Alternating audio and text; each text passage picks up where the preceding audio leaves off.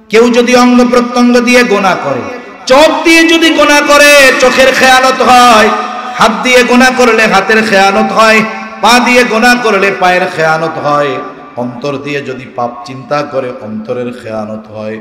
এজন্য আল্লাহ তাআলা বলেন ইয়ালামু খাইনাতাল আয়ুন ওয়া মা তুখফিস সুদূর।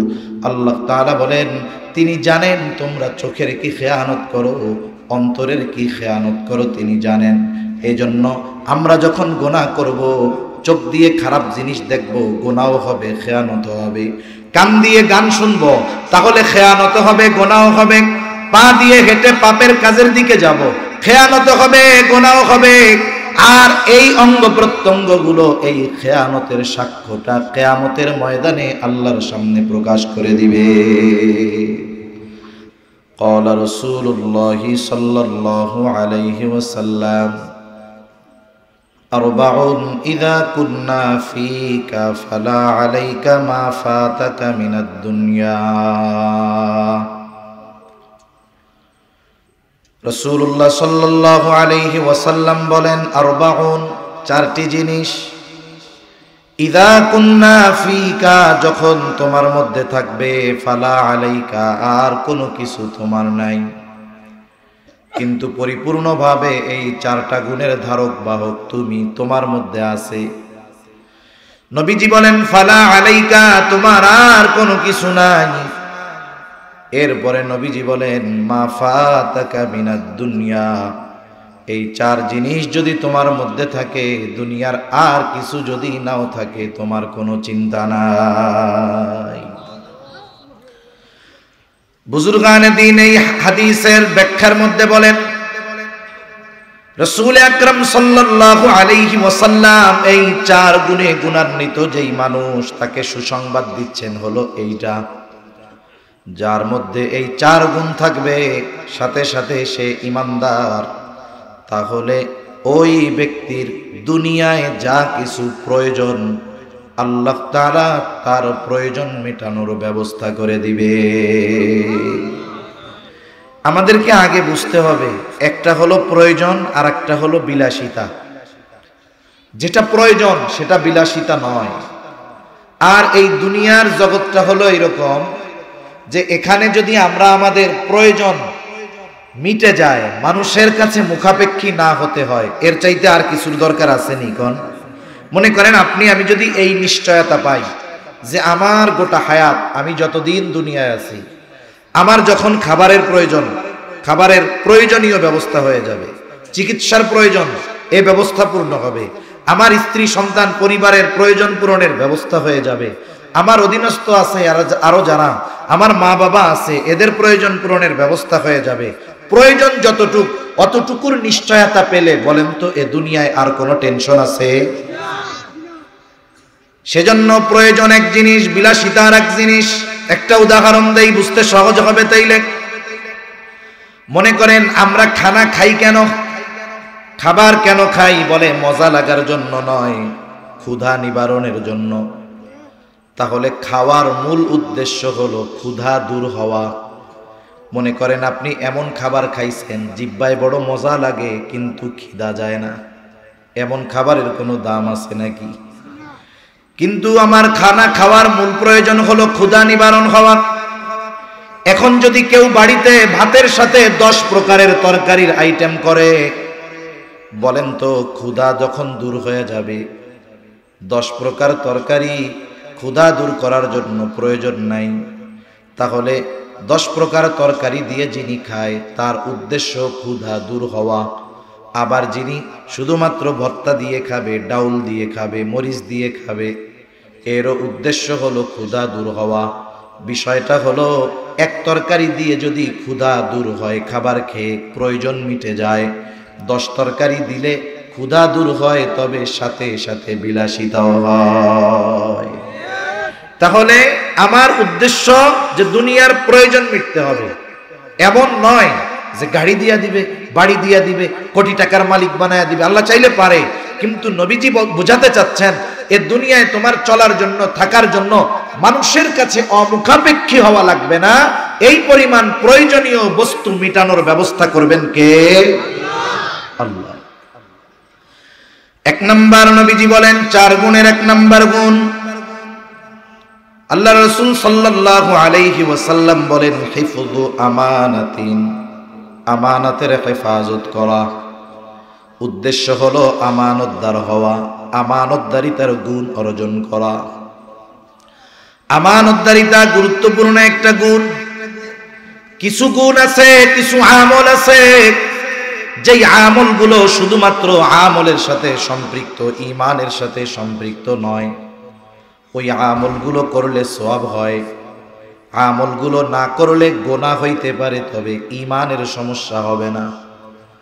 কিন্তু আমানতদারিতা এমন এক আমল, এমন এক গুণ, নবীজি বলেন লা ঈমানা লিমান লা আমানাতা লাহ। নবী বলেন যার মধ্যে আমানতদারিতা নাই তার ঈমান নাই। তাহলে আমানতদারিতার গুণ এটা ঈমানের সাথে সম্পৃক্ত। কিসের সাথে সম্পৃক্ত বলেন? তার মানে যত হক আছে, হকগুলো মোটামুটি ঈমানের সাথে সম্পৃক্ত একটা বিষয়। এজন্য রাসূলুল্লাহ সাল্লাল্লাহু আলাইহি ওয়াসাল্লাম হাদিসের মধ্যে জানায়া দেন আমানতদারিতা হলো মুমিনের ভূষণ। আর যার মধ্যে আমানতদারিতা নাই, খেয়ানতে ভরপুর, নবীজি বলেন এটা হলো মুনাফিকের আলামত। সোজা কথা, মুমিন কখনো খেয়ানতকারী হতে পারে না। আর যে খেয়ানতকারী তথা যার মধ্যে আমানতদারিতা নাই, সে প্রকৃত মুমিন হতে পারে না। রাসূলুল্লাহ সাল্লাল্লাহু আলাইহি ওয়াসাল্লাম মুনাফিকের আলামতগুলো আমাদের জানিয়ে দেন। নবীজি বলেন 1 নাম্বার আলামত ইদা হাদ্দাসা কাযাবা। মুনাফিক যখন কথা বলে মিথ্যা কথা বলে। ইদা ওয়াদা আখলাফা, ওয়াদা করলে ওয়াদা খেলাফ করে। ইদা তুমিনা খানা, আমানতের খেয়ানত করে। আর এক হাদিসে আরেকটা আসছে ওয়া ইদা তাখাসামা ফাজারা। মুনাফিকের যখন কারো সাথে একটু তর্ক বিতর্ক হয়, ঝগড়া বিবাদ হয়, মুনাফিক মন্দ বকাঝকা করে। আফসোসের ব্যাপার, আলামতগুলো কার? জবান খুলে বলেন, কথা বুঝেন নাই? জোরে বলেন, আলামতগুলো কার? আরো জোরে। আপনাদের খিদা লাগছে? এই নাটাও তো জোরে কইতে পারলেন না। তাহলে আলামতগুলো কার? জোরে বলেন, মুনাফিকের। কিন্তু আফসোস, আলামত মুনাফিকের, কিন্তু এই 4 আলামতওয়ালা নামাজি মানুষ আমাদের সমাজে আছে না নাই?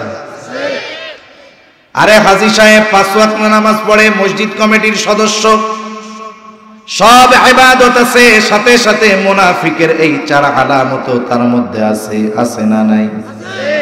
মনে রাখবেন, মুনাফিকের আলামতগুলো হলো ভাইরাসের মতো। ক্যান্সারের জীবাণু যখন মানুষের দেহে প্রবেশ করে, সহজে ক্যান্সারের আলামত টের পাওয়া যায় না, কিন্তু যখন টের পাওয়া যায়, অধিকাংশ ক্ষেত্রে সুস্থ হওয়া কঠিন হয়ে যায়। কেমোথেরাপি দেওয়ার পরেও বেশি দিন বাইচা থাকতে পারে না। তাহলে ক্যান্সারের জীবাণু মানুষের জীবন ধ্বংসের কারণ হতে পারে, কিন্তু ঈমান নিয়ে যদি মরে, ক্যান্সারের জীবাণুতে আক্রান্ত হইয়া মরলেও সমস্যা নাই, ঈমানের কারণে জান্নাতে যাবে। ঠিক কিনা বলেন? কিন্তু মুনাফিকের আলামতগুলো এমন জীবাণু, এমন ভাইরাস, ওটা যদি মুমিনের চরিত্রের মধ্যে বিস্তার লাভ করে, তাহলে এই মুনাফিকের জীবাণুগুলো মুমিনের ঈমান ধ্বংসের কারণ হয়ে যায়। এজন্য প্রথম কথা হলো, ওই আলামতগুলো আমাদের মধ্যে যদি থাকে, ঈমান বাঁচানোর জন্য ওগুলো আমরা বের করে ফেলব। করব তো ইনশাআল্লাহ? না হলে কি হবে? ঈমানে যদি ত্রুটি থাকে, আমল কোনো কাজে আসবে না। তাহলে আমানতদারিতা মুমিনের ভূষণ, আমানতের খেয়ানত এটা মুনাফিকের আলামত। আমার আপনার নবীও আমানতদার নবী ছিলেন। নবীর আমানতদারিতা কেমন ছিল? কাফেররা আমার আপনার নবীজির আমানতদারিতায় খুশি হয়ে উপাধি দিয়েছেন আল আমিন। নবীর দুশ্মন যারা, নবীর বিরুদ্ধাচরণ যারা করেছে, তারাও নবীজির চরিত্র মাধুরীতে মুগ্ধ হয়ে গেছে। অনেক অমুসলিম ঐতিহাসিকরা নবীজির সিরাত লিখছে, জীবনী লিখছে, নবীজির আমানতদারিতার প্রশংসা করেছে। উপমহাদেশে একজন ব্রিটিশ আমলে একজন ইংরেজ ঐতিহাসিক আসছেন। উনি এসে মুসলিম সমাজের মধ্যে বেশ প্রসিদ্ধি অর্জন করেছে। এখন মুসলমানদের ব্যাপারে ওনার জানারও আগ্রহ হয়েছে। উনি মুসলিমদের চরিত্র দেখে মুগ্ধ হয়ে গেছেন। বিষয়টা হলো, এমন সুন্দর চরিত্র মুসলমানেরা পাইল কোথার থেকে? খোঁজ নিয়ে উনি জানলেন, মুসলমানেরা যাকে আইডল মানে, আদর্শ মানে, তিনি হলেন মুহাম্মদুর রাসূলুল্লাহ সাল্লাল্লাহু আলাইহি ওয়াসাল্লাম। এইবার ওই অমুসলিম ঐতিহাসিকের আমার আপনার নবীর ব্যাপারে জানার আগ্রহ হলো। সে নবীর ব্যাপারে যথেষ্ট পড়াশোনা করেছে। এরপরে সে আমার আপনার নবীজিকে নিয়ে একটি সিরাত লিখছে। একজন অমুসলিম, এর মধ্যে তিনি নবীজির যেই গুণগুলো উল্লেখ করেছেন, এর মধ্যে অন্যতম একটি গুণ হলো আমানতদারিতা। ওই ব্যক্তি তার ভাষায় লিখতেছে, মুসলমানদের প্রফেট তথা মুসলমানদের নবী এমন আমানতদার এবং বিশ্বস্ত ছিলেন যে মুহাম্মাদের ঘোর দুশ্মন পর্যন্ত একেবারে নিশ্চিন্ত মনে মুহাম্মাদের কাছে তাদের সবচাইতে দামি সম্পদগুলো আমানত রাখত। শত্রু নিশ্চিন্তে রাখত, যেই লোকটা তাকে হত্যা করতে চায় ওই লোকটাও তার দামি সম্পদটা তার নিজের কাছে যত্ন, তার চাইতে মুহাম্মাদের কাছে রাখাটা বেশি নিরাপদ মনে করত। সুবহানাল্লাহ, কেমন আমানতদার নবী উম্মত আমরা।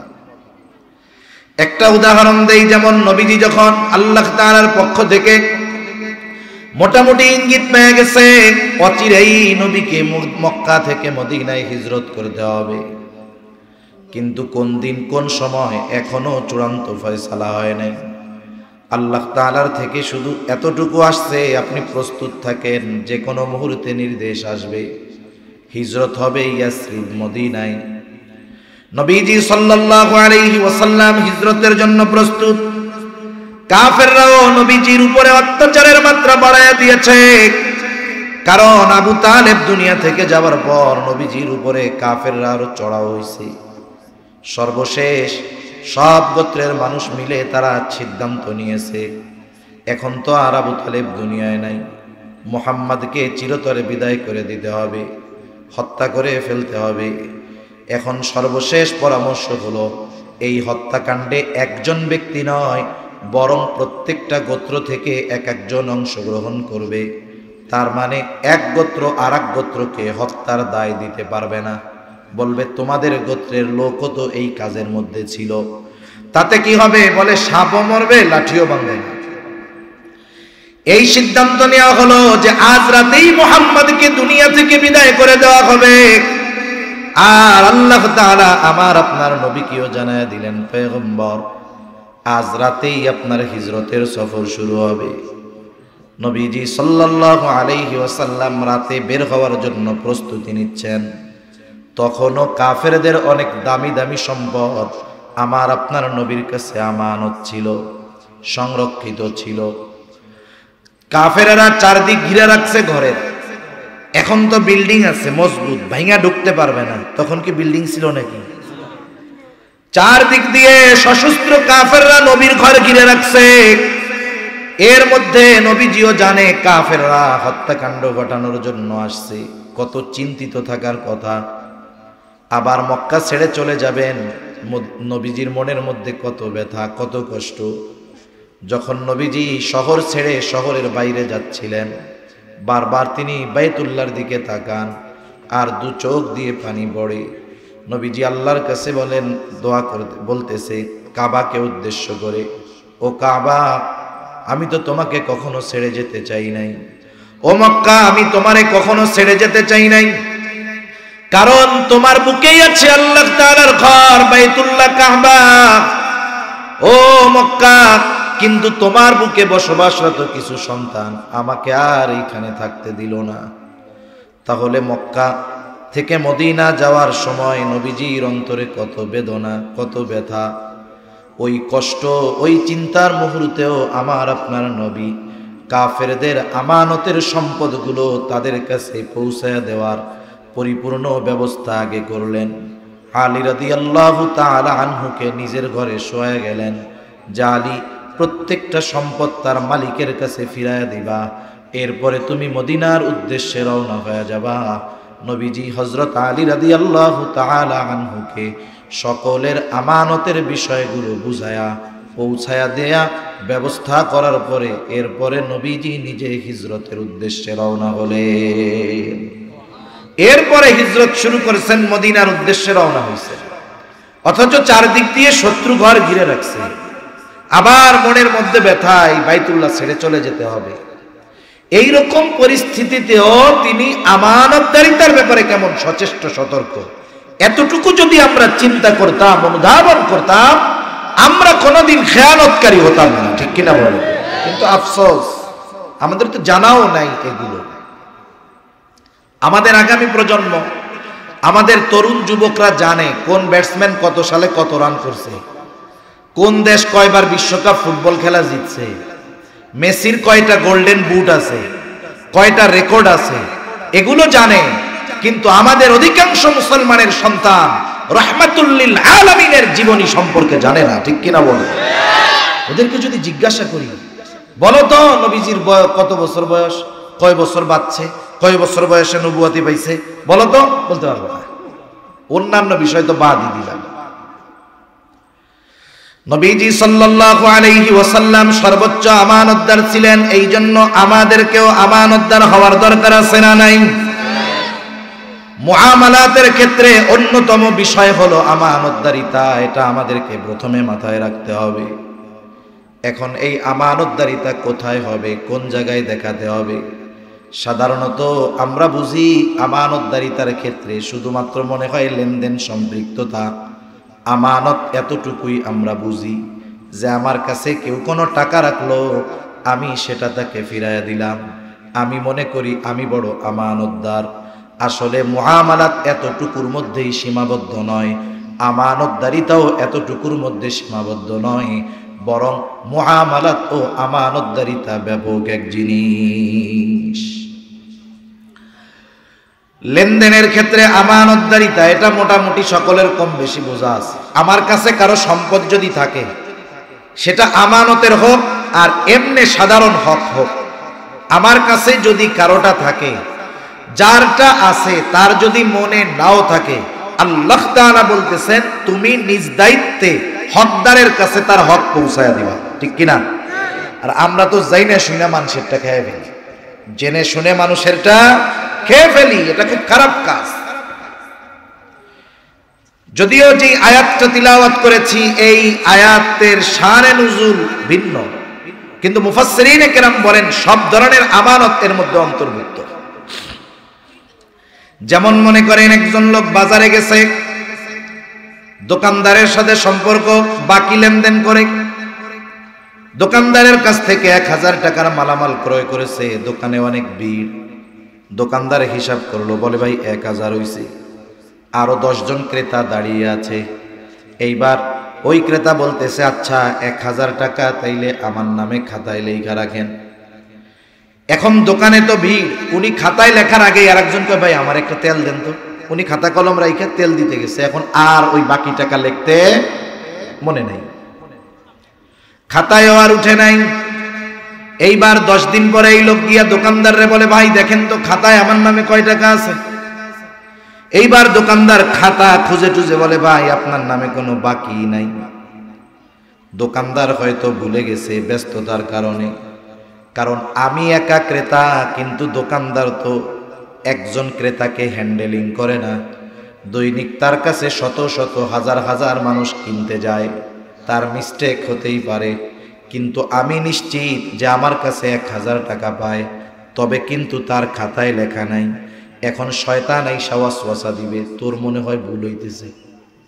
শয়তান মাথার মধ্যে কি ঢুকাবে, আরে দোকানদার ঠিক কথাই কইছে, তোর কাছে পায় না, তোরই মনে হয় ভুল হইতেছে রে, তোর মনে হয় মনে নাই।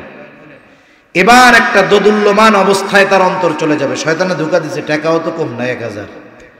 এবার মনে মনে নিজে নিজে মুফতি হইয়া ফতোয়া দিব, যেহেতু ও পাবে, ওর যেহেতু মনে নাই, তাইলে আমার মনে হয় ভুল হইতেছে, তাইলে এটা আর দেওয়ারও কোনো দরকার নেই, এটা আমার জন্য খাওয়া মনে হয় জায়েজ আছে।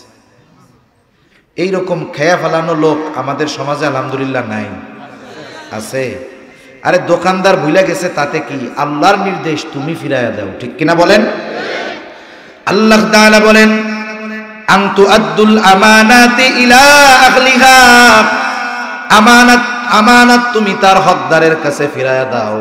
প্রত্যেকটা বিষয় এরকম, কেউ যদি আমার কাছে কোনো কিছু রাখে অথবা কারো কোনো কিছু যদি আমার কাছে থাকে, সে যদি ভুলেও যায়, তার যদি মনে নাও থাকে, আল্লাহ তাআলার আদেশ এই হক আমাকে নিজ দায়িত্বে তার কাছে ফিরাইয়া দিতে হবে।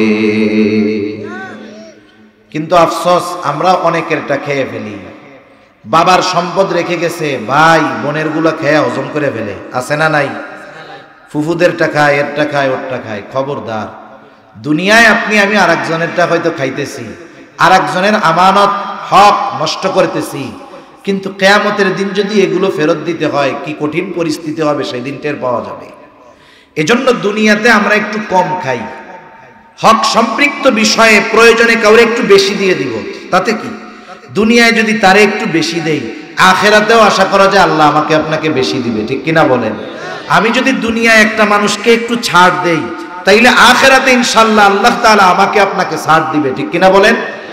আর যদি খাওয়ার চিন্তা করি যে অন্যের হক মেরে খেলাম, অন্যের আমানতের খেয়ানত করলাম, আরেকজনের হক আমার কাছে ছিল, বোনদেরটা খাইলাম, ফুফুদেরটা খাইলাম, প্রতিবেশীর এরিয়ার মধ্যে সীমানা ঢুকাইয়া তার কিছু জমি আমার অংশের মধ্যে আইনা দখল দিলাম, এরকম বুজুর্গ লোক আছে না নাই? নবীজি বলেন, কেউ যদি দুনিয়ায় অন্যায়ভাবে 1 বিঘত জমিন কারো দখল দেয়, কিয়ামতের দিন আল্লাহ তাআলা তার গলায় 7 তবক জমিন পেঁচায়া দিবে। যাই হোক, বেশি লম্বা করা যাবে না বিষয়গুলো নিয়ে, কারণ অনেক কথা অল্পতে বোঝাতে হবে। তাহলে আমানতদারিতা 1 নম্বরে হয় আদান প্রদানের মধ্যে। কেউ যদি আমার কাছে পায়, পাওনাদারের যদি মনেও না থাকে, আল্লাহর নির্দেশ, গোলাম তুমি নিজ দায়িত্বে তার হকটা ফিরাইয়া দাও। 2 নম্বর, কথাও কিন্তু আমানত হয়। রাসূলুল্লাহ সাল্লাল্লাহু আলাইহি ওয়াসাল্লাম বলেন, ইদা হাদ্দাসার রাজুলু সুম্মা ইলতাফাতা ফাহিয়া আমানাতুন। নবীজি বলেন, যখন কেউ কথা বলে আর এদিকে সেদিকে তাকায়, ডানে বামে তাকায়, এখন কেউ যদি আমার আপনার কাছে কোনো কথা বলার সময় ডানে বামে তাকায়, এদিকে সেদিকে তাকায়, কি বুঝবো? বুঝবো যে এই কথাটা মোস্ট ইম্পর্ট্যান্ট, সুতরাং এটা আমি অন্য কারো কাছে বলতে পারবো না, অথবা অন্য কেউ যেন না শোনে না দেখে, এই জন্য ডানে বামে তাকানোর পরে আমার কাছে কথা বলে। নবীজি বলেন, কথা বলার সময় ডানে বামে যে তাকায়, ফাহিয়া আমানাতুন, ওই কথাটা ডানে বামে তাকায় যার কাছে বলল, কথাটা আমানত হয়ে যায়। কিন্তু আফসোস, আমাদের ক্যারেক্টার হলো এর পুরো বিপরীত। কেউ যদি আমার কাছে এসে বলে, হুজুর আপনার কাছে এই কথাটা বললাম হুজুর, আর কারো কাছে কইয়েন না, কাম সারা। এখন ওই কথা আমার আরেকজনের কাছে না কইলে আর ভাল লাগে না। যতক্ষণ না বলতে পারি আরেকজনরে, ততক্ষণ আর ভাল লাগে না। পেটের মধ্যে মনে হয় যে কথাটা হজম হয় না। মানুষ হলো এরকম, কিছু মানুষ আছে ওরা যদি পাথর খাওয়াইয়া দেন, পাথর কি বলেন না, পাথর, ও পাথর হজম করে ফেলবে। আবার পারদ আছে, পারদ, এটা তরল দেখা যায় কিন্তু এটারে মানুষ হজম করতে পারে না। আমার মনে হয় মানুষ যদি চেষ্টা করে এই পারদ হজম করবে, কিন্তু কথা হজম করা মানুষের খুব কষ্টের।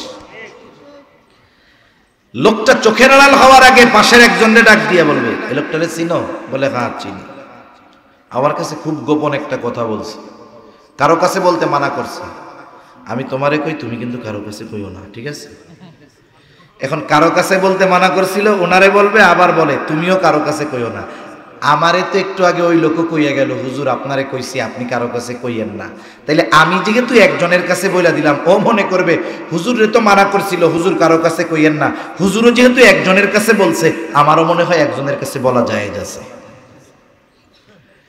কারণ এদেশের সাধারণ মানুষ এখনো উলামা ইকরামকে অনেক ক্ষেত্রে দলিল মনে করে। অনেক এলাকায় দেখবেন একটা লোক একটা একটা কাজ করতেছে, ভুল কাজ, এই মিয়া এই ভুল কাজটা কেন করেন? বলে আমাকে ইমাম সাহেব করে। তার মানে কি? সাধারণ মানুষ এখনো একজন আলেমকে এতটা রেসপেক্ট করে, সম্মান করে, মোহাব্বত করে, ভালোবাসে যে একজন আলেমের একটা কাজকে সে দলিল মনে করে। এজন্যই বলে অমুক হুজুর করছে। অনেক সময় এটা নিয়ে আমরা তিরস্কার করি, বলি এই মিয়া হুজুর দলিল নাকি? কথা ঠিক, কিন্তু ও এই কথাটা বলার দ্বারা উলামা ইকরামের উপর ওর আস্থা মোহাব্বতের বহিঃপ্রকাশ ঘটে, ঠিক কিনা বলেন? এজন্য আমরা যারা আছি আমাদেরও সচেতন হওয়া দরকার।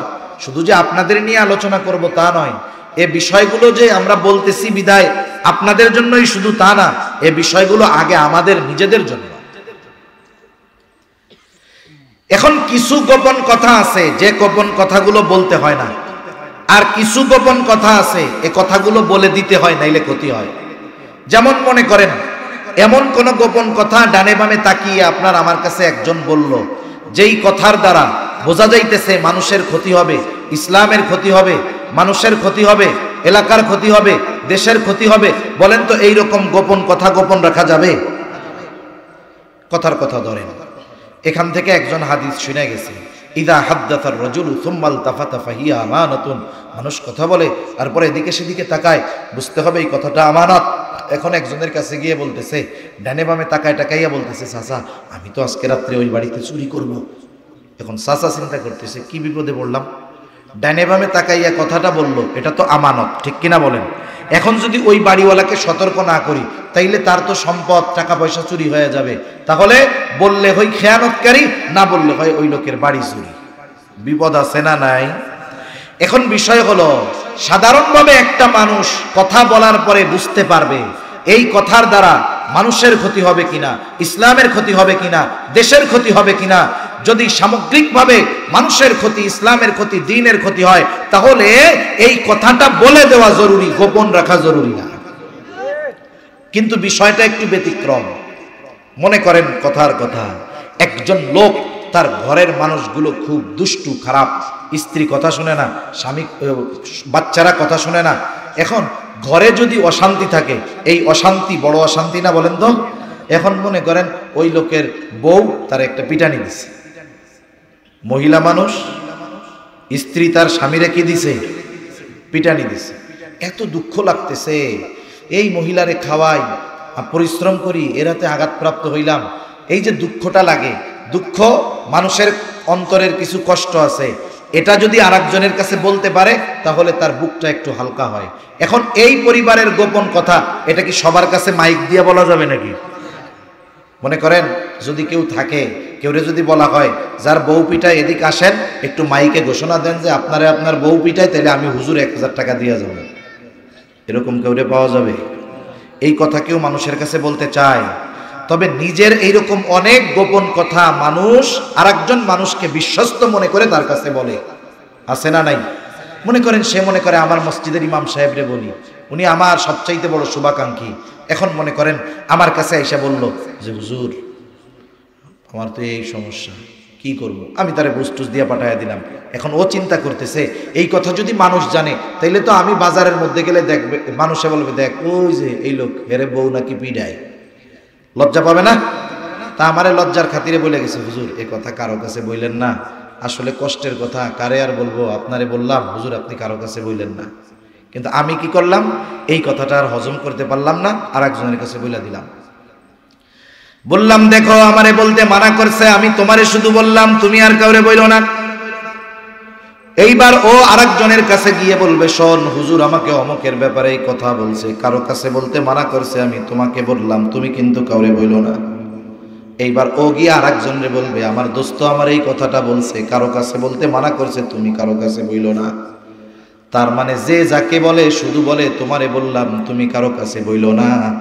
দেখা যাবে এইভাবে সকালের কথা দুপুর হইতে হইতে 100 জনের কাছে পৌঁছায় গেছে। আমি বলছিলাম একজনের কাছে, কথা পৌঁছায় গেছে 100 জনের কাছে।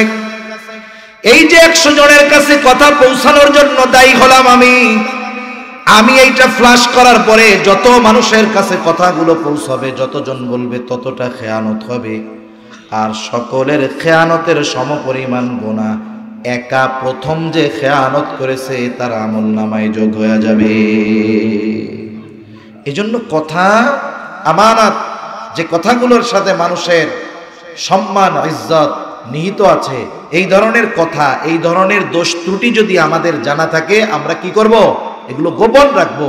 শত্রুও যদি হয় তাহলে তার আমানতেরও হেফাজত করতে হবে, ঠিক কিনা বলেন? 3 নাম্বার দায়িত্ব আমানত।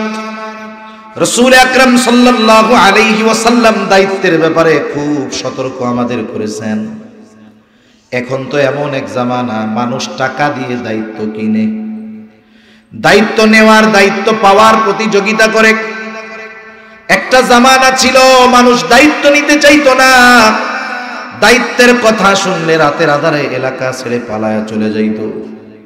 আরে আমাদের কলিজার টুকরো ইমাম আজম আবু হানিফা রহমাতুল্লাহি আলাইহি, ইমাম আজম আবু হানিফা রহমাতুল্লাহি আলাইহির সাথে দেখা হইছে খলিফা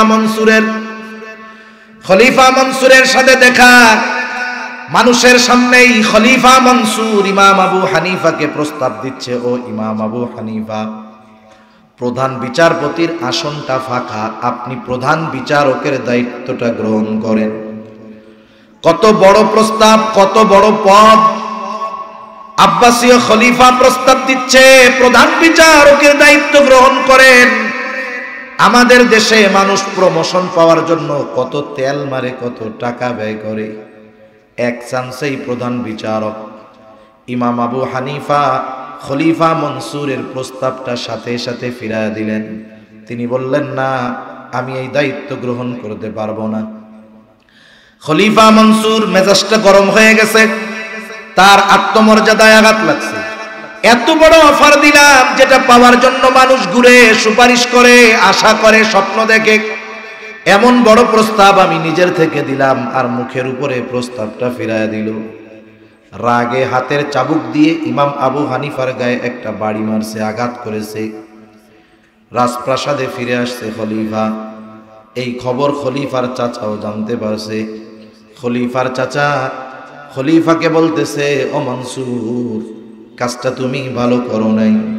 ইমাম আবু হানিফার গায়ে আঘাত করে কাজটা ভালো করো নাই, তুমি তার কাছে ক্ষমা চাও। খলিফা যখন আঘাত করেছে তখন তো তার মেজাজটা গরম হয়েছে, রাগ উঠছে, রাগের কারণেই তো বাড়ি মারছে। মানুষ অনেক সময় রাগে এমন অনেক কাজ করে ফেলে, যখন রাগ চলে যায় ওই কাজের জন্য সে অনুতপ্ত হয়, লজ্জিত হয়।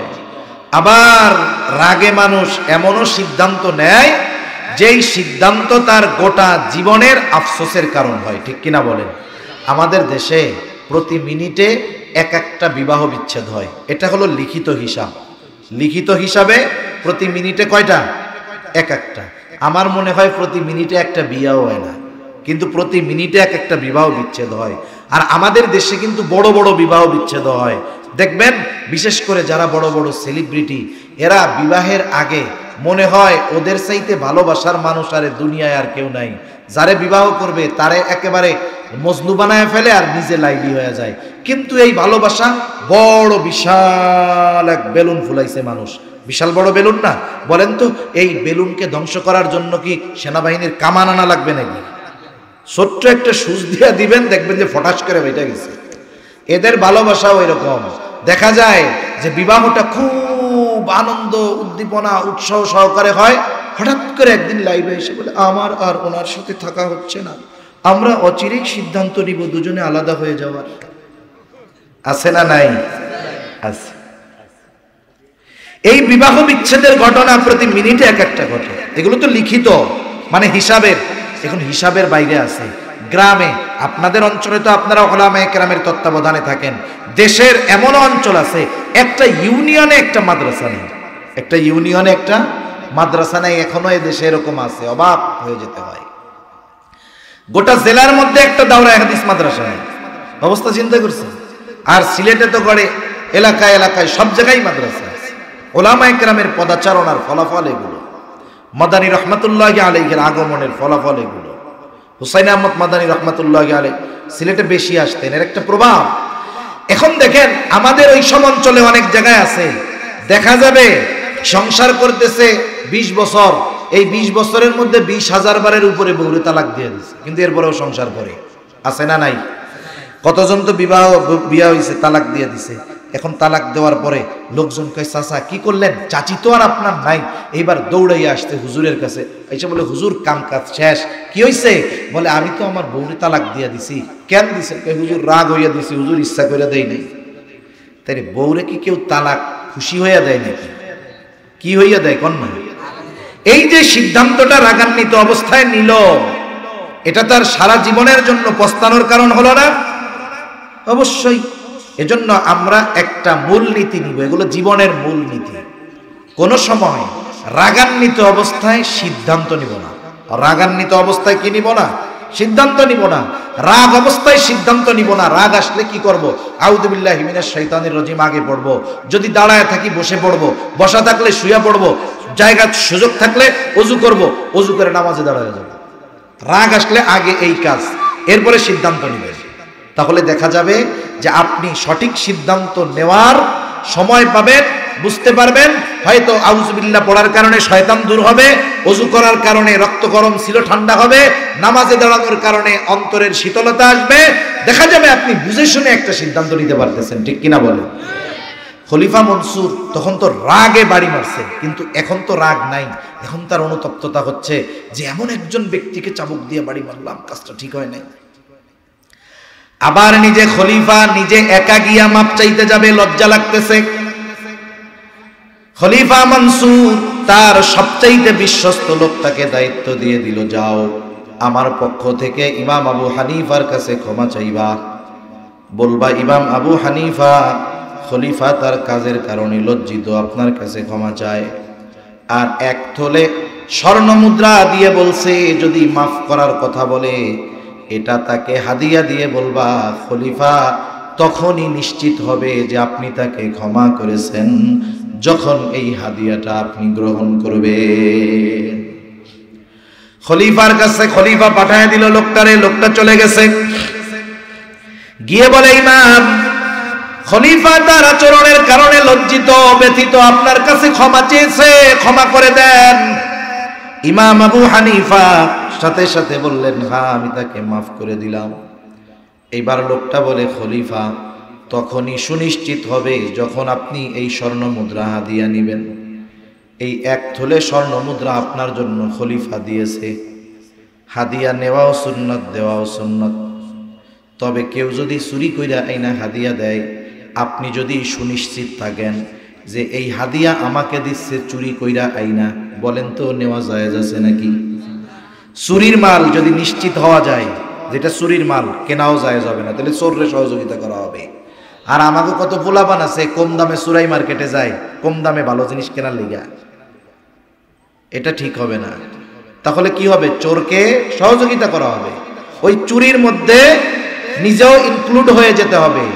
চোর সে চুরি করে আইনা বেচে, আমরা বুঝি, নামই আছে প্রত্যেক জেলা শহর বিভাগীয় শহরে আছে নামই ওইটার চোরাই মার্কেট, আছে না নাই? আছে। ইমাম আবু হানিফা বলে না হাদিয়া দেওয়া লাগবে না, আমি মাফ করে দিছি, নিয়ে যাও। লোকটা বারবার জোর করতেছে আপনি রাখেন, আপনি ব্যবহার না করলে আপনি মানুষকে সদকা দিয়ে দিয়েন, তবু আপনি রাখেন। ইমাম আবু হানিফা বলে শোনো, তোমার কাছ থেকে এটা রাখবার পর আমি নিজের কাজে ব্যবহার করি নাকি অন্যকে দিয়ে দেই, বিষয় এইটা না। তোমার খলিফা জানবে ইমাম আবু হানিফা আমার দেওয়া হাদিয়া গ্রহণ করছে। লোকটা আরো জোরাজুরি করতেছে। এবার ইমাম আবু হানিফা বলে তোমার খলিফা যে আমারে হাদিয়া দিল, এই এত স্বর্ণ মুদ্রা পাইল কোথায়? এইবার লোকটা বলে উনি পাবে কোথায়? উনি রাষ্ট্রীয় কোষাগার থেকে দিয়েছে। মনে রাখতে হবে কোন দেশের শাসক ওই দেশের সম্পদের মালিক নয়, বরং সে হলো সেবক। ঠিক কিনা বলেন? এগুলোর রক্ষণাবেক্ষণের দায়িত্ব তার, যথাযথ স্থানে ব্যয় করার ব্যবস্থা করতে হবে। এই যে কাজবাজ করবে এর জন্য রাষ্ট্রের পক্ষ থেকে প্রতি মাসে একটা ভাতা আছে না নাই? আপনাদের এলাকার মেম্বার যিনি, মেম্বারের একটা ভাতা আছে, চেয়ারম্যানের ভাতা আছে, এমপির ভাতা আছে, মন্ত্রীর ভাতা আছে। প্রধানমন্ত্রীর ভাতা আছে, রাষ্ট্রপতির ভাতা আছে। মনে রাখতে হবে কোন রাষ্ট্রের শাসক তার জন্য প্রতি মাসে যেই পরিমাণ বরাদ্দ, এর বাইরে একটা পয়সা নেওয়া তার জন্য কখনোই বৈধ হবে না। এটা তার জন্য নিঃসন্দেহে খেয়ানত। যখন বলছে পাবে ভান্ডার থেকে দিয়েছে, এইবার ইমাম আবু হানিফা আরো কঠোর, বলে এটা তো ফেরত দিবাই, দিয়ে এটা জানায় দিবা কারো জন্য, কোন শাসকের জন্য, তার জন্য প্রতি মাসে যেই বরাদ্দ ভাতা, এর বাইরে একটা দিরহাম সে রাষ্ট্রীয় সম্পদ থেকে নিজের কাজে ব্যয় করতে পারবে না, এটা খেয়ানত হবে। এখন ওই লোক অনেকক্ষণ ধরে তেল মারতেছে, তো কাজ হচ্ছে না, রাগ হয়ে গেছে। এইবার খলিফার কাছে গেছে, গিয়া আরো সাজায়া মাজায়া তেল মশলা লাগায়া কথাটা খলিফারে বলছে, যাতে খলিফা ওনার উপরে আরো কি হয়, রাগ হয়। আমরা অনেক সময় আছে না, কিছু মানুষ দেখবেন একজনের কাছে ভালো সাজার জন্য আর একজনের বদনাম দুর্নাম যত আছে এগুলা এতটুক হইলে এত বড় বানাইয়া সুন্দর মতো কয়, আছে না নাই? এসে বলে আপনি ওনারে কত ভালোবাসেন দেখছেন, আর ওই লোকটা কি আচরণ করলো আপনার সাথে, আপনার বদনাম খালি মানুষের কাছে কয়ে বেড়ায়, আমি আপনার ভালোবাসি বিদায় সহ্য করতে পারি নাই, আপনার কাছে সেইগুলো বললাম। এইরকম আইসা যেই সব লোক বলে চগলখুরি করে, বুঝবেন ওইটা হলো চিটিংবাজ নাম্বার 1। খলিফা ওই লোকের কথায় প্রভাবিত হয়ে গেছে, বিশ্বস্ত সহচর, এইবার ফোর্স পাঠায় দিছে। কত বড় সাহস, আমার ব্যাপারে এমন কথা বলে, যাও ইমাম আবু হানিফাকে জেলখানার মধ্যে আটকায় দাও। ইমাম আবু হানিফাকে জেলখানায় আটকায় দেওয়া হলো। চাবুক দিয়ে প্রতিদিন আঘাত করা হয় আর বলা হয়, ইমাম আবু হানিফা আপনাকে ছেড়ে দেওয়া হবে, আপনি যদি শুধু প্রধান বিচারকের দায়িত্ব গ্রহণ করেন আপনাকে ছেড়ে দেওয়া হবে। ঐতিহাসিকদের থেকে দুইটা মত, ইমাম আবু হানিফা জুলুমের শিকার হয়েছেন, তবুও তিনি দায়িত্ব গ্রহণ করেন নাই। একটা বিষয় না বললেই নয়, আমরা অনেক সময় মনে করি জেলে মনে হয় শুধু খারাপ মানুষই যায়, তা না। জেলে সাধারণত দুই ধরনের মানুষ যায়। কয় ধরনের, জোরে বলেন? দুই ধরনের মানুষ যায়। যদি দেশের শাসক ন্যায়পরায়ণ হয় তাহলে জেলের মধ্যে সবচাইতে খারাপ মানুষগুলো যায়, ঠিক কিনা বলেন? আর যদি কোন দেশের শাসক জালেম হয়, ওই দেশের জেলখানার মধ্যে ওই দেশের শ্রেষ্ঠ সন্তানগুলোকে ভরে দেওয়া হয়। এজন্য আমার দেশের পরিস্থিতি কি আমি জানি না, আপনারা আরো ভালো জানেন। এখন আমাদের দেশে জেলে কারা আছে, শাসক কারা, এটা আপনারা ভালো জানেন। তাহলে আমরা তো দেখি আমাদের দেশের অনেক শ্রেষ্ঠ শ্রেষ্ঠ সন্তান তারা জেলে আছে, কাঠগড়ায় আছে। এখন আমি এই বিবেচনায় কি বলবো, এটা আমার কথা না, এটা একটা দার্শনিকের কথা। যে দেশের শাসক জালেম, ওই দেশের কারাগারে ওই দেশের সবচাইতে উত্তম চরিত্রের মানুষদেরকে দেখা যায়। জালেম ছিল বিদায়ী তো ইমাম আবু হানিফারে জেলে নিছে, ঠিক কিনা বলেন? এটা আমার কথা না, আমি কাউরে ভাই জালেম কই নাই, ফেসবুক আবার লাগাবেন না, এমনিই বিপদে আছে। এই ক্যামেরা থাকলে বেশি ঝামেলা, এমনি তো ফ্রি মাইন্ডে যা কওয়া যায়, কিন্তু এই জায়গায় একটা কইলে আর একটা কইয়া আমাকে ফাঁসায় দেয়, ওনারা ভিউ বাড়ায়, এও এক বিপদ, ঠিক কিনা বলেন? সেজন্য জেলখানায় শুধু খারাপ মানুষ না, জেলখানায় জামানার শ্রেষ্ঠ সন্তানেরাও যায়। ইমাম আবু হানিফা জেলখানায় চাবুকের আঘাত পড়েছে, তবুও তিনি দায়িত্ব নেন নাই। দুইটা মত পাওয়া যায় ঐতিহাসিকদের থেকে। একটা হলো খাবারের সাথে বিষ প্রয়োগ করে ইমাম আবু হানিফাকে শহীদ করা হলো। দ্বিতীয় আর এক বর্ণনা, যখন ওনার অবস্থা অনেক শোচনীয়, প্রচন্ড অসুস্থ, তখন ওনাকে বাড়িতে পাঠায় দেওয়া হলো, গৃহবন্দী করে ফেলা হলো। আমাদের দেশেরও একজন সিংহ পুরুষ। আসলে বিষয়টা বলতেও আমার অনেক সময় কষ্ট লাগে। আজকে এই যে আল্লামা শাহ আহমদ শফি সাহেবের ইন্তেকালের পরে আমাদের বাংলাদেশের মুসলিম জনতা একটা নেতৃত্ব শূন্য অবস্থায় ভুগতেছে।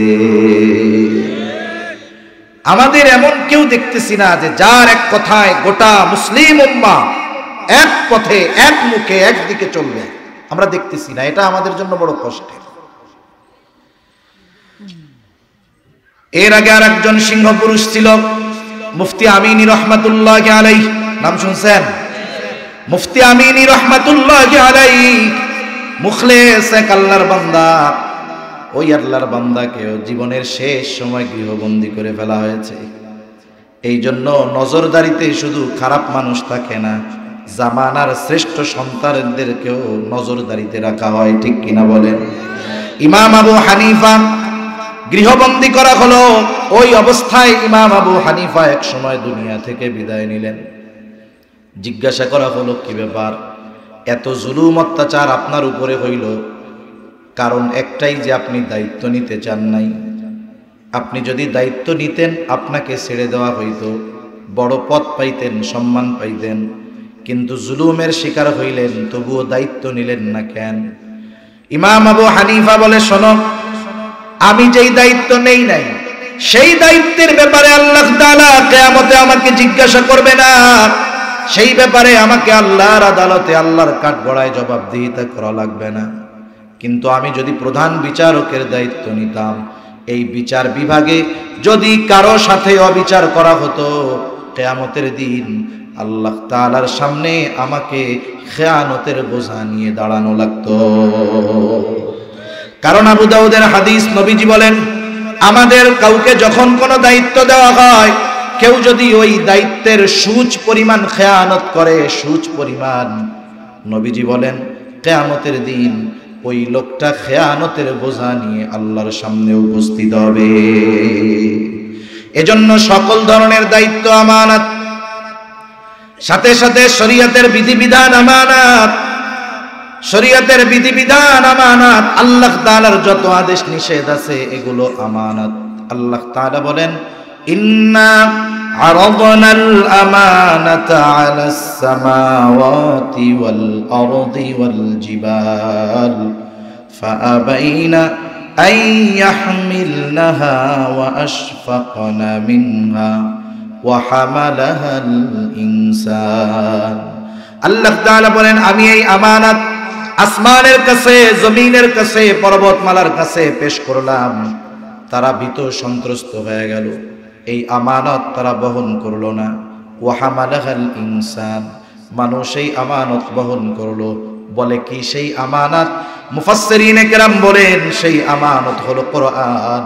কেউ কেউ বলেন আমানত হলো শরীয়তের বিধিবিধান, একই কথা।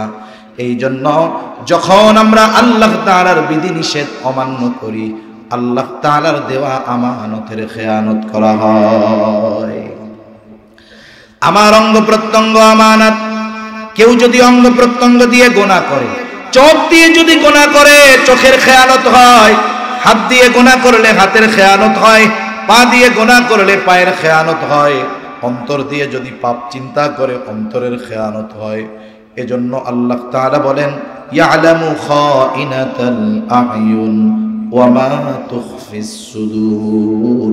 আল্লাহ তাআলা বলেন, তিনি জানেন তোমরা চোখের কি খেয়ানত করো, অন্তরের কি খেয়ানত করো, তিনি জানেন।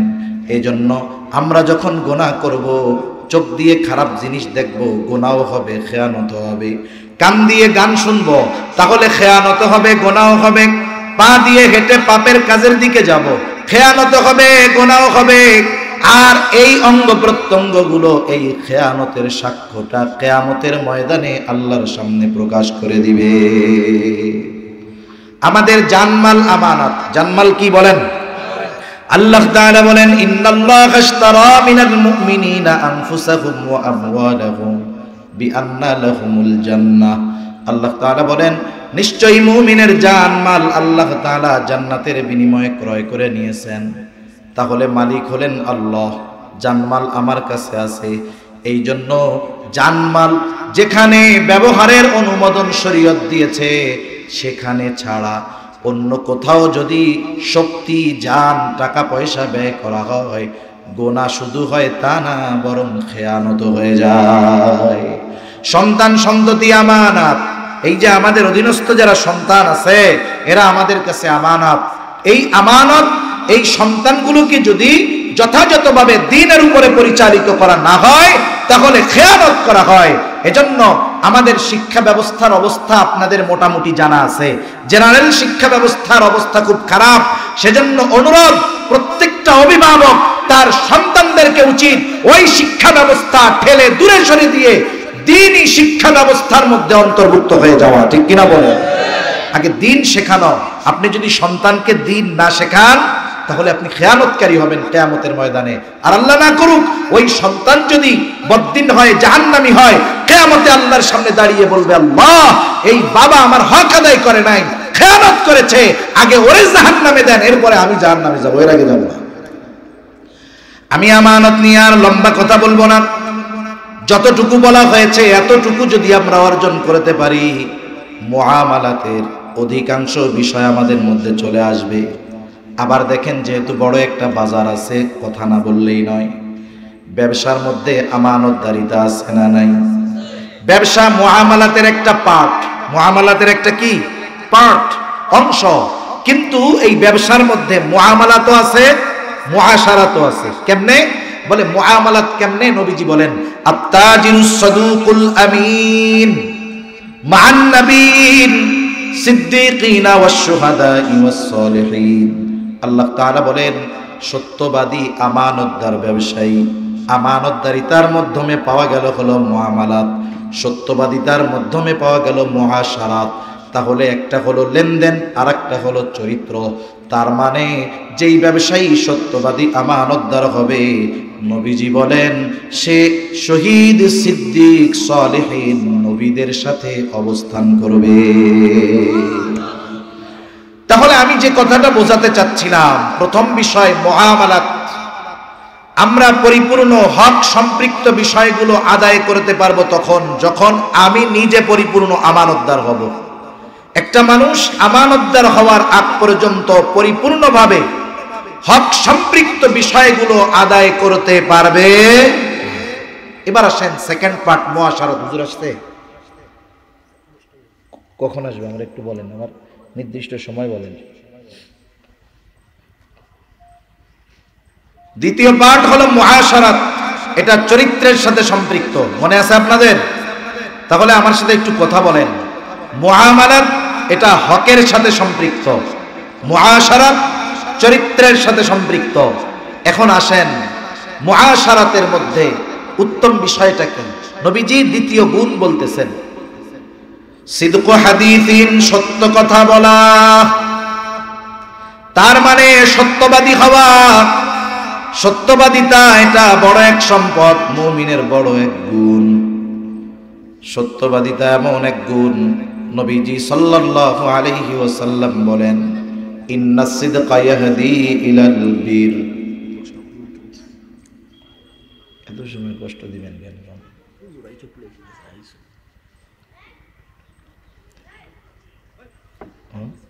ব্রিজ পার হয়েছে, আলহামদুলিল্লাহ।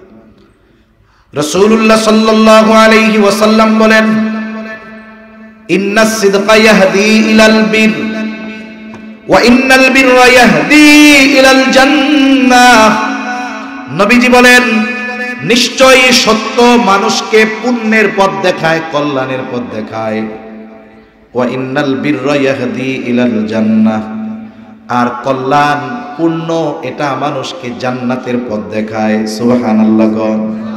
তাহলে সত্যবাদিতা যেই মানুষটা নিজের জীবনের সাথে মিলিয়ে নিতে পেরেছে, এই হাদিসের আলোকে বলা যায় ওই লোকটা হলো জান্নাতের পথের পথিক। এরপরে নবীজি আর একটা হাদিসে একটু বাড়ায়া বলছেন। নবীজি বলেন, একটা মানুষ যখন সত্য বলতেই থাকে, একটা সময় ওই মানুষটা আল্লাহ তাআলার নিকটে সিদ্দিক তথা সত্যবাদী বলে গণ্য হয়ে যায়। আবার মিথ্যার ব্যাপারে নবীজি বলেন, ওয়া ইন্নাল কিযবা ইয়াহদি ইলাল ফুজুর ওয়া ইন্নাল ফুজুরা ইয়াহদি ইলান নার। নবীজি বলেন, মিথ্যা মানুষকে অকল্যাণের পথ দেখায়, পাপের পথ দেখায়, আর পাপ মানুষকে জাহান্নামের পথ দেখায়। এরপরে নবীজি বলেন, একটা মানুষ যখন মিথ্যা বলতেই থাকে, ওই লোকটা একটা সময় আল্লাহ তাআলার নিকটে মিথ্যাবাদী বলে গণ্য হয়ে যায়। তাহলে মিথ্যাবাদী জাহান্নামের পথের পথিক, আর সত্যবাদী জান্নাতের পথের পথিক। এখন আসেন সত্যবাদী আর মিথ্যাবাদী এই গুণগুলো দুনিয়ায় কি প্রভাব ফেলে।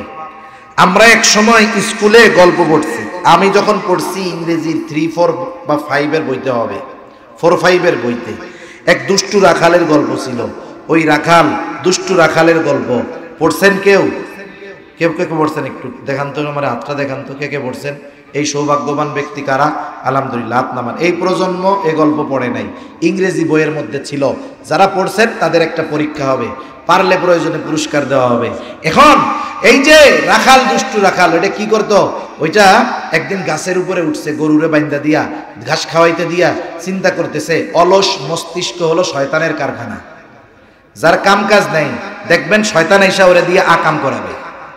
এখন ও গাছে ওইটা চিন্তা করতে কি করা যায়, তাহলে মানুষের একটু ধোকা দেয়, একটু মজা করি, মানুষের সাথে ফান করি। আমাদের যুবক ভাইরা বুঝবে, ইউটিউবের মধ্যে মাঝে মধ্যে ভিডিও আসে, মোবাইলের ফেসবুকের মধ্যে আসে প্রাঙ্ক ভিডিও, বুঝেন নাই? প্রাঙ্ক ভিডিও, এটা মিথ্যার ডিজিটাল ভার্সন। মিথ্যার কি ভার্সন বলেন? এই ধরনের কাজ আনন্দ দেওয়ার জন্য করা যাবে না, শরীয়ত এ অনুমতি দেয় নাই। মুরব্বীরা তো অনেক শব্দ বুঝবে না। এখন ওইটা উঠছে মানুষরে ধোকা দেওয়ার জন্য, মানুষের সাথে মজা করার জন্য, ডাকছে গলা সাইডা, বাঘ বাঘ বাঘ। আশেপাশের সব মানুষ তার আওয়াজ শুনে লাঠি সোটা নিয়ে এসে হাজির। কই বাঘ? বলে বাঘ নাই, আমি তোমাদের সাথে একটু মজা করছিলাম। আবার কিছুদিন পরে একই মজা করতে গেছে, বলতেছে বাঘ বাঘ বাঘ। এইবার তার ডাক সবাই শুনছে, কিন্তু সবাই তার কথা বিশ্বাস করে নাই। তার মানে প্রথমবার তাকে সবাই বিশ্বাস করেছিল, কিন্তু যখন সে মিথ্যাবাদী হিসাবে পরিচিতি পেল, অনেক মানুষ তাকে অবিশ্বাস করা শুরু করলো। এইবার ডাক সবাই শুনছে, কিন্তু লোকজন আসছে একেবারে কয়েকজন। এই কয়জন এসে কয় বাঘ কই? বলে আমি তোমাদের সাথে মজা করছিলাম। লোকগুলাও ফিরে গেল। এবার পরে আরেকদিন সত্যই বাঘ আসছে, গাছের উপরে উঠা গলা সাইডা চিৎকার করে বাঘ বাঘ বাঘ। এইবার বলেন তো, আগের 2 দিন তো মিথ্যা কথা বলছে, আজকে সত্য বলে নাকি মিথ্যা বলে? কিন্তু আজকের সত্য কথা কেউ বিশ্বাস করে না কেন? আগে মিথ্যাবাদী হিসাবে সাব্যস্ত হয়ে গেছে। এইবার গলা ফাটায় বলতেছে বাঘ বাঘ বাঘ। এইবার আর আসার নামে কারো খবর নাই। এইবার বাঘ আইসা খেয়ে ফেলছে। এখন বলেন তো, সত্য কথাটাও মানুষ অবিশ্বাস করার কারণ হলো আগে 2 দিন মিথ্যা কথা বলছে, ঠিক কিনা বলেন? এই বইয়ের শেষে, গল্পের শেষে প্রবাদ ছিল, ডু নট টেল এ লাই, তোমরা মিথ্যা কথা বলিও না। এটা তাকবীর দেন, নারায়ে তাকবীর, আরো জোরে নারায়ে তাকবীর। আলহামদুলিল্লাহ, আজকের মাহফিলের অন্যতম মধ্যমণি শাইখুল হাদিস হযরত মাওলানা মুফতি আব্দুল বাতেন কাসেমি হাফিজাহুল্লাহ হযরত চলে আসছে। খুশি না বেজার? তাহলে তাড়াতাড়ি সবাই বসে পড়েন, আমি এখনই আলোচনা শেষ করে দিই। আলোচনা এখনই শেষ। এখন আসেন তাহলে মুআমালাতের মূল থিমস আমানতদারিতা। একটা মানুষ পরিপূর্ণ হক আদায় করতে সক্ষম তখন হবে যখন সে পরিপূর্ণ আমানতদার হবে, ঠিক কিনা বলেন? তাহলে মুআমালাতের সম্পর্ক হকের সাথে। দ্বিতীয় বিষয় হলো মুআশারাত। মুআশারাতের সম্পর্ক হলো চরিত্রের সাথে। আর একটা মানুষ যখন পরিপূর্ণ সত্যবাদিতার গুণ অর্জন করতে পারবে, তখন তার মধ্যে পরিপূর্ণ মুআশারাত বা চরিত্রিক বিষয় তার পরিশুদ্ধ হবে, ঠিক কিনা বলেন? সর্বশেষ কথাটা হলো কি দেখেন, আল্লাহ তাআলা কোরআনে কি বলছে? তোমরা যদি মুত্তাকি হইতে চাও, খোদাভীরু হইতে চাও, আল্লাহওয়ালা হইতে চাও, তোমরা যদি সবচাইতে সম্মানিত হইতে চাও, তাহলে কি করবা? বলে ইয়া আইয়ুহাল্লাযীনা আমানুত্তাকুল্লাহ ওয়া কুনু মা'আস সাদিকিন। সুবহানাল্লাহ বলেন। আল্লাহ বলেন তোমরা যদি মুত্তাকি হইতে চাও, সত্যবাদীদের সঙ্গী হও। আল্লাহ তাআলা কেন সত্যবাদীদের সঙ্গী হইতে বলেছেন? কারণ কি? বুজুর্গানে দিন বলেন, যেই মানুষটা সত্যবাদী, ওর মধ্যে অন্যান্য যে চারিত্রিক বৈশিষ্ট্যগুলো আছে, ভালো সব বৈশিষ্ট্য অর্জন করার পরেই সে সত্যবাদী হয়, ঠিক কিনা বলেন? এজন্য আমরা যদি সত্যবাদিতার গুণ অর্জন করতে পারি, তাহলে মুআশারাত তথা চরিত্র সম্পর্কিত বিষয়গুলো আমাদের মধ্যে চলে আসবে।